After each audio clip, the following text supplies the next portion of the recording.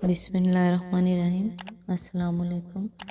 آج کی بات، انسان جب اچھا سوچتا ہے تو اللہ خود ہی راستے بنا دیتا ہے اور مشکلیں آسان کر دیتا ہے۔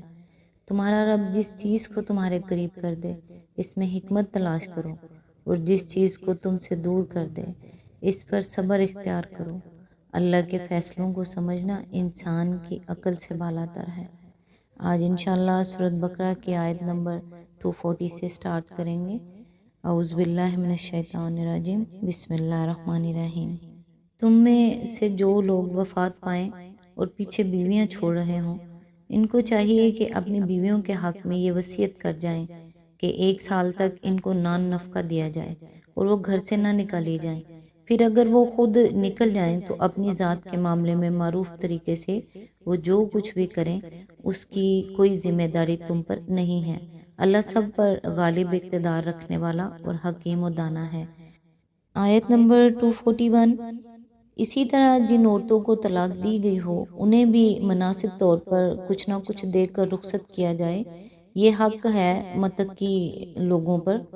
آیت نمبر 242 ہے۔ اس طرح اللہ اپنے احکام تمہیں صاف صاف بتاتا ہے، امید ہے کہ تم سمجھ بوجھ کر کام کرو گے۔ آیت نمبر 243۔ تم نے ان لوگوں کے حال پر بھی کچھ غور کیا جو موت کے ڈر سے اپنے گھر بار چھوڑ کر نکلے تھے اور ہزاروں کی تعداد میں تھے؟ اللہ نے ان سے فرمایا مر جاؤ، پھر اس نے ان کو دوبارہ زندگی بخشی۔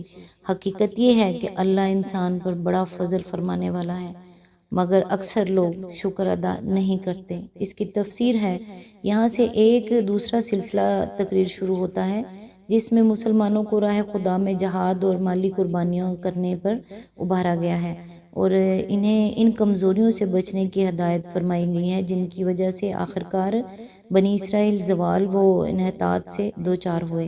اس مقام کو سمجھنے کے لیے یہ بات پیش نظر رہنی چاہیے کہ مسلمان اس وقت مکہ سے نکالے جا چکے تھے، 1.5 سال سے مدینہ میں پناہ گزیر تھے اور کفار کے مظالم سے تنگ آ کر خود بار بار مطالبہ کر چکے تھے کہ ہمیں لڑنے کی اجازت دی جائے، مگر جب انہیں لڑائی کا حکم دے دیا گیا تو اب ان میں بعض لوگ کسمسا رہے تھے، جیسا کہ 26ویں رکوع کے آخر میں ارشاد ہوا ہے۔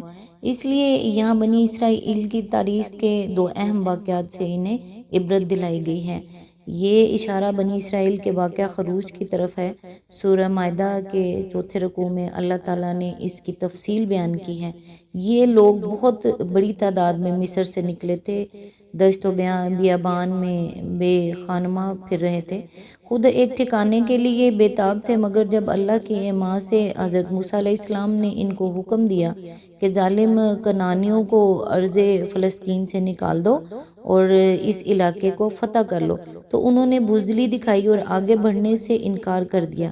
آخرکار اللہ نے انہیں 40 سال تک زمین میں سرگرداں پھرنے کے لیے چھوڑ دیا، یہاں تک کہ ان کی ایک نسل ختم ہو گئی اور دوسری نسل صحراؤں کی گود میں پل کر اٹھی۔ تب اللہ تعالیٰ نے انہیں کنعانیوں پر غلبہ عطا کیا۔ معلوم ہوتا ہے کہ اسی معاملے کو موت اور دوبارہ زندگی کے الفاظ سے تعبیر فرمایا گیا ہے۔ آیت نمبر 244۔ مسلمانوں، اللہ کی راہ میں جنگ کرو اور خوب جان رکھو کہ اللہ سننے والا اور جاننے والا ہے۔ آیت نمبر 245۔ تم میں کون ہے جو اللہ کو قرض حسنہ دے تاکہ اللہ اسے کئی گنا بڑھا چڑھا کر واپس کرے؟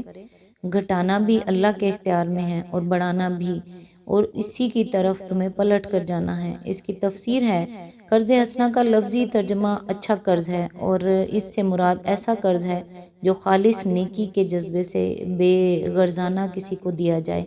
اس طرح جو مال راہ خدا میں خرچ کیا جائے اسے اللہ تعالیٰ اپنے ذمے قرض قرار دیتا ہے اور وعدہ کرتا ہے کہ میں نہ صرف اصل ادا کر دوں گا بلکہ اس سے کئی گنا زیادہ دوں گا، البتہ شرط یہ ہے کہ وہ قرض حسنہ یعنی اپنی کسی نفسانی غرض کے لیے نہ دیا جائے بلکہ محض اللہ کی خاطر ان کاموں میں صرف کیا جائے جن کو وہ پسند کرتا ہے۔ آج تک کے لیے بس اتنا ہی۔ نیکسٹ انشاءاللہ آیت نمبر 246 سے سٹارٹ کریں گے۔ تب تک کے لیے دعاؤں میں یاد رکھیے گا۔ اللہ حافظ۔